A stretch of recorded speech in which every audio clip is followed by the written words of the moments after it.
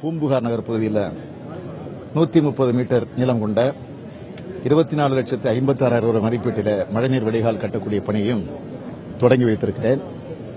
இந்த பணியை பொறுத்த வரைக்கும் ஏற்கனவே பெரிய மழை பெய்த நேரத்தில் அந்த வட்டாரத்தில் இருக்கக்கூடிய மக்கள் மழைநீர் வடிகால் வாய் அமைத்து தர வேண்டும் என்று ஒரு கோரிக்கையை தொடர்ந்து என்னிடத்தில் எடுத்து வைத்தார்கள்.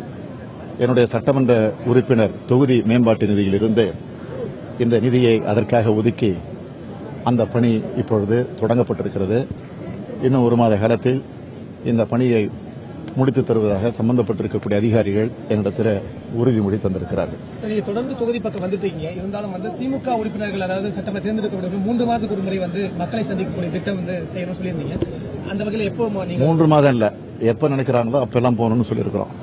அப்படின்னு அந்த அடிப்படையில் எல்லா சட்டமன்ற உறுப்பினர்களும் அவரவர்கள் தொகுதியில் திராவிட முன்னேற்ற கழகத்தை பொறுத்த வரைக்கும் மக்களுடைய குறைகளை கேட்டு சம்பந்தப்பட்ட அதிகாரத்துக்கு எடுத்துச் சொல்வது